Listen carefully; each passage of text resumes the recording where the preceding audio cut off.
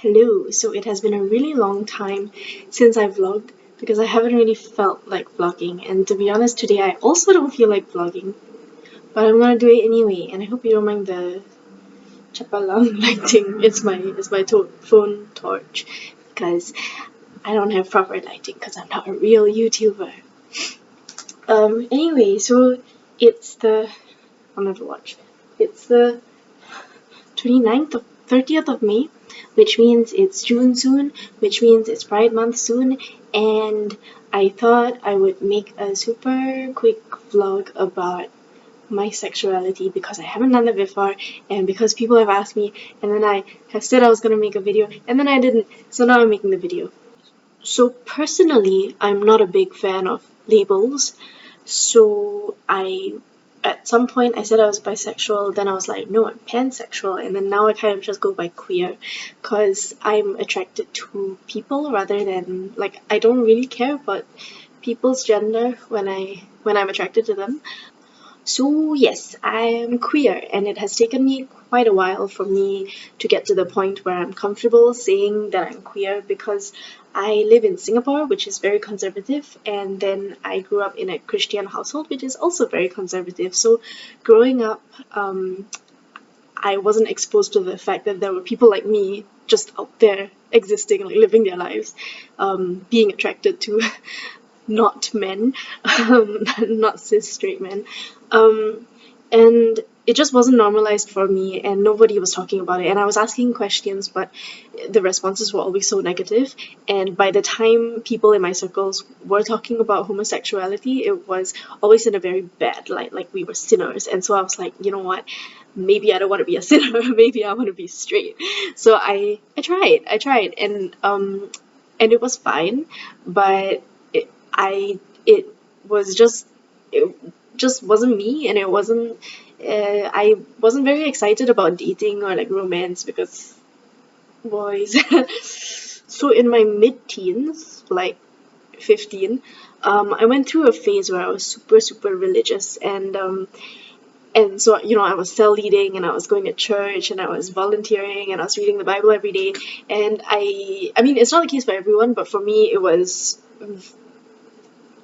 that was me trying to pray the gay away. And it didn't work to a certain extent because I was so consumed by church things that I just didn't have time to be attracted to anyone. Um, and but and okay, and I'm not saying this is the case for everyone because I do have friends who are queer and Christian or queer and religious, which I think is really, really cool because I know there are some churches that can be really accepting, but in Singapore, those are really hard to find. So when I do see people who are somehow managing to balance both their queerness and their Christianity, I think that's super cool. And hats off to you guys. I don't know how you do it. But for me, at least, it definitely was a lot of internalized homophobia and me trying to convince myself that, yeah, like I'm focusing on God and, whatever I feel is wrong. And I could deal with it up to a certain point. At a certain point, it just got too much. So I kept my sexuality quite private. I just told the people I was close to because at that point I didn't feel like I would be supported or accepted if I just came out to everybody. So I didn't do that. And I just lay low and pretended to be straight for a couple of years. When I was 18, that's when I came out to my mom. And it's actually funny because when I first came out to her, I was drunk as fuck. Like, I had gone drinking and I drunk called my mother because that's what you do when you're drunk. And she's so lovely. She came and she picked me up. And then in the car, like, I held it together, and then we got home, and I just started crying. I was like, "Oh my god, I'm a lesbian! Like, I like girls, and I don't know what to do, and it's so difficult." And she kind of just like sat by me and like nodded and like patted my shoulder, and the next morning she didn't say anything about it, and I was kind of like, either I didn't tell her or she's really cool. And I was like, okay, I'm just gonna hold on to that the hope that it's the second one because how cool would it be? Like, I never dreamed that my parents would be okay with my sexuality because they're Christian, and because the Christianity that I grew up with was not supportive of my sexuality at all. So I went on living my life as per usual, and a few months down the road, I wrote an article about homosexuality, and my parents read it, and they were not very okay with it, but they were not okay. I think they were more not okay with the fact that I hadn't told them that I had put it online before telling them, and I'm not here to air my family laundry, so I'm not gonna tell you what happened. But basically, it was just really awkward, and like it wasn't bad, it wasn't abusive, it it wasn't bad, but it was just like we were kind of just like in a really weird space where I was like, oh my god, I'm sorry, it's just a phase. Like I'm not really queer. Like it's just a phase. I'm just working through some issues, and they were kind of like not really wanting to talk about it either. So we kind of left it at that, and then I went to uni. No, I didn't go to uni. I felt really bad about my sexuality, and so I decided in order to work things out, I would start dating boys. And and I was like, maybe I just haven't met the right boy, like maybe I'm gay because I haven't found the right straight cis man to warm my heart. But so I went and dated a lot of boys, and partial disclosure, it was terrifying. Boys are horrible, and I just did not have a good time at all. And a lot of them were very scary. And if you are a man reading this and you are a straight cis man reading this, please like evaluate the way you treat women on dates or like when you go out, because I just went out with a string of normal boys who turned out to be really predatory, and it just was not fun. And I think it didn't help that mentally I was not in a great place because I was trying to prove to myself that I was straight, and so of course I wasn't walking into these dates with the best mindset. But also, like, you boys need to get your shit together. So then I went to uni, and I don't know why, but I decided I would date more boys just to, like, like scientific method and all that shit. So I dated more boys, and I don't know why I did it because it was horrible. Like, somehow honestly, it's impressive, like, how terrible boys can get, but the white boys are worse because they exotify you. They're like, ooh, you're Asian. And it was just awful. And so then that's when I also started dating girls at uni.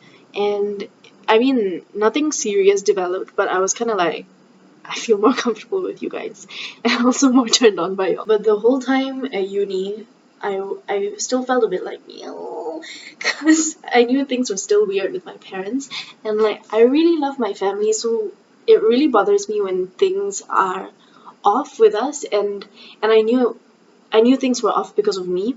So I made them a really long, really dramatic video. Like, I cried a lot, and my makeup like got messed up and shit.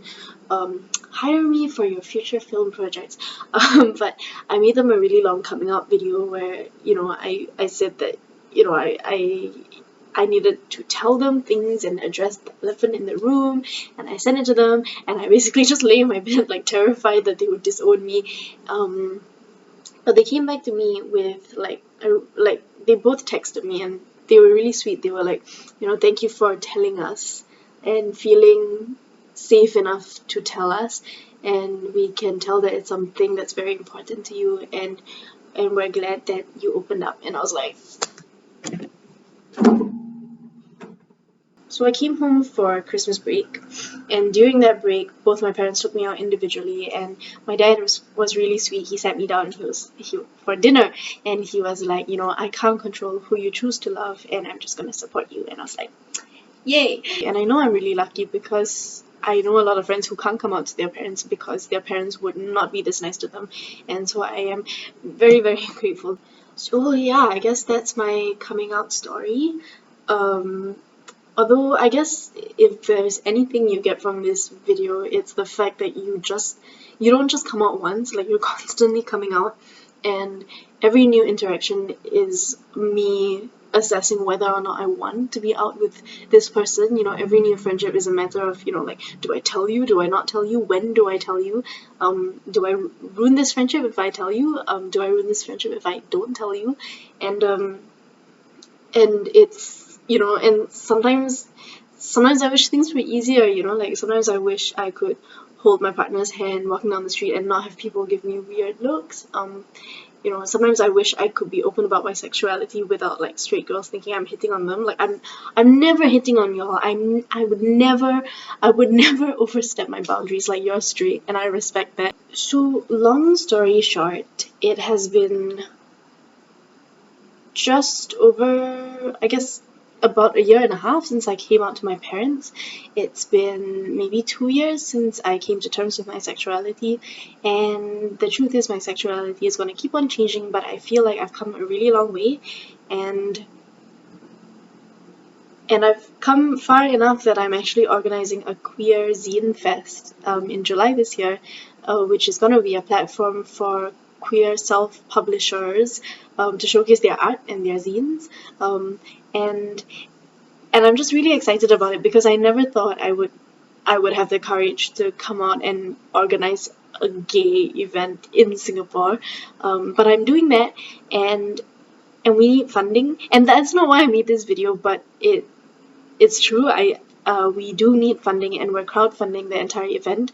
So I guess I'll put the link in my in the description thing, and it would be so helpful if you could you know, just like $1, $2, $200, 4K, any amount helps to help make this happen, because it's so important that young queer people or people in the closet even, you know, feel safe, feel that there's a community out there for them, you know, to see queer people being integrated into just regular Singaporean things. And so it's so important because you don't see queer art in Singapore as much as you should, and you don't read queer writing. Okay, you read more queer writing, but it's not there is so much more out there that's being produced and that's not being picked up because it's queer, and I think this event is very important because of that. So we really need your support. I mean, that's not why I made this video, but it would mean so much to me and my gay heart. So I guess I'll wrap up this video by saying a premature thank you for your donation to the Queer Zine Fest. But also, I guess I just want to say, you know, if you're in the closet or you're not out to your parents or not out to your friends or whatever it is, my nose ring is not centralized. Okay, anyway, that I am proud of you and you are valid. And this Pride Month, there will be a lot of events that maybe you can't go to, but that doesn't mean your sexuality is less valid. And you know, whatever it is that you have to work through, I believe you will work through it, and one day things will be okay. And I'm here. You can slide into my DMs and talk to me. Yes, happy Pride Month, and keep keep doing you. I don't know how to end videos. Like, I say conclusions also. I don't understand. Goodbye.